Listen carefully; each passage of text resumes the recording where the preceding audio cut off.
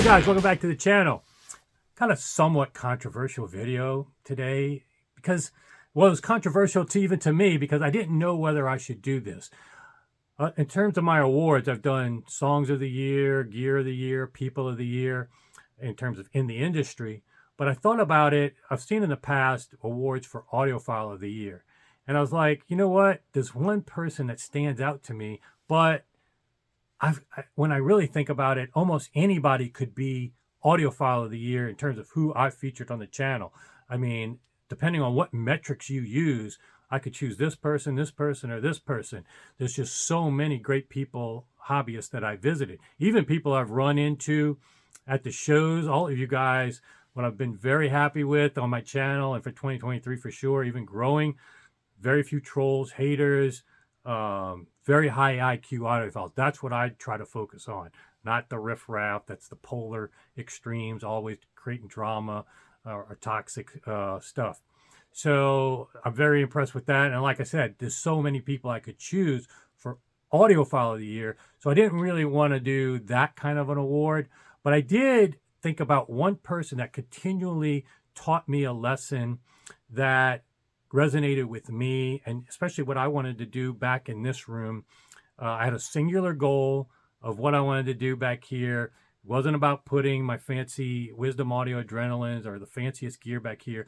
I wanted to see what I could do in a very difficult, small room and try to get cost no object performance. And people that have been out here over many years, you even heard it in one video with Dave, could hear how I've been able to make that progress. And certainly when I added mini DSP and then the Bach, giving me that control and all these room treatments, it helped me achieve a goal.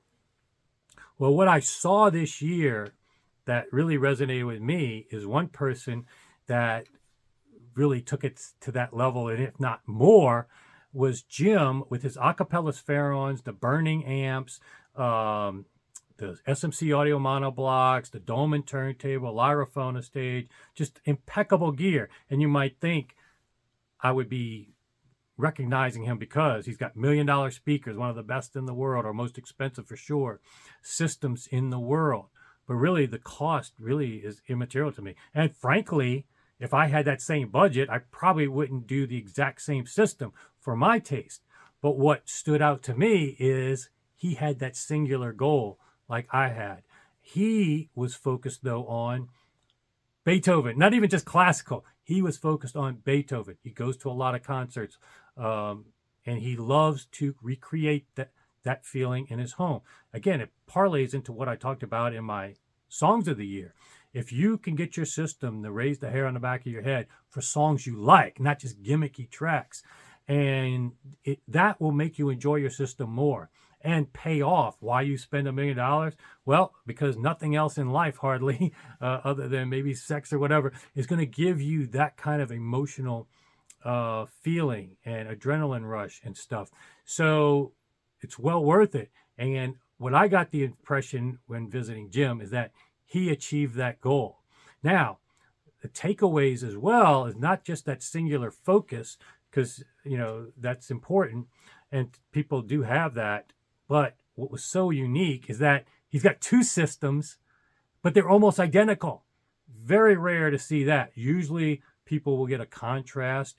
But again, when you have that singular focus and it's about the music, a specific type of music, and you found a formula that works and the synergy that works, that's where it made total sense.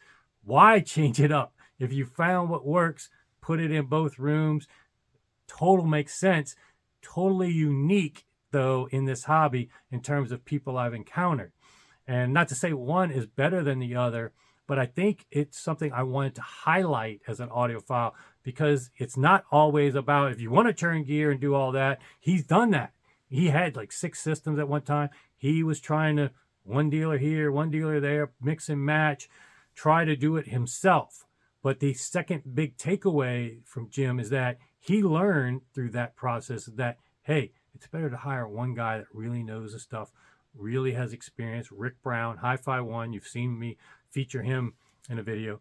He was trusted with achieving that singular goal for Jim, and guess what? They were successful, and then they decided to duplicate it.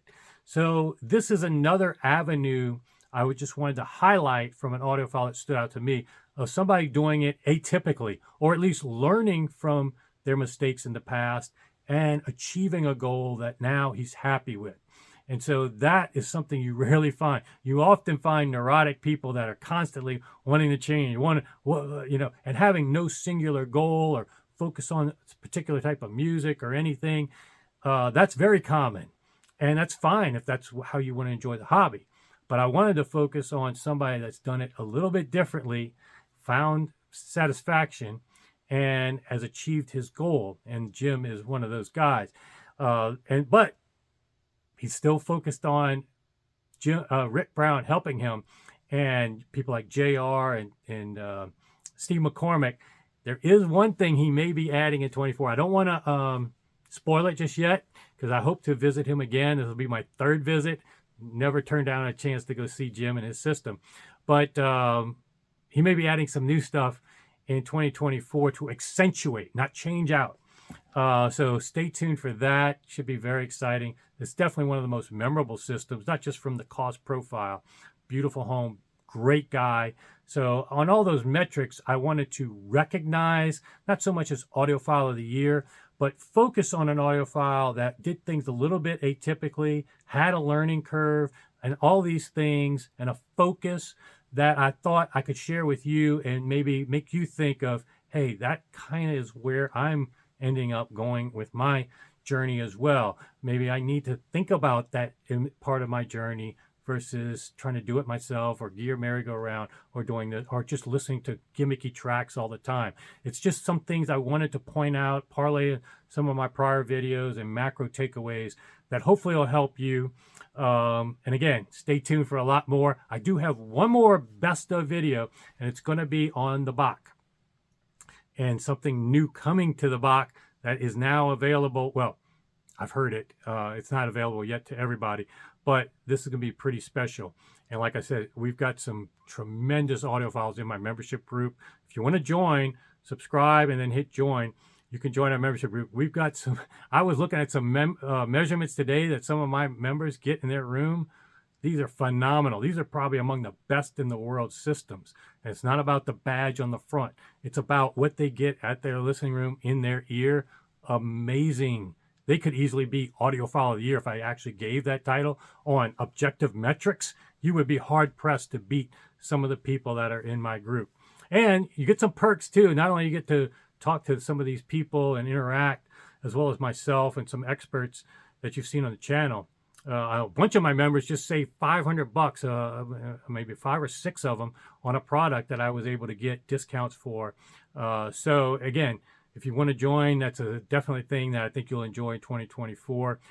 But anyway, just wanted to give you this a little update coming soon on that. And then the other video I got, hopefully before year end, I go out of town, is the thing that pissed me off the most. You guys are going to probably enjoy seeing me pissed off for once on this channel.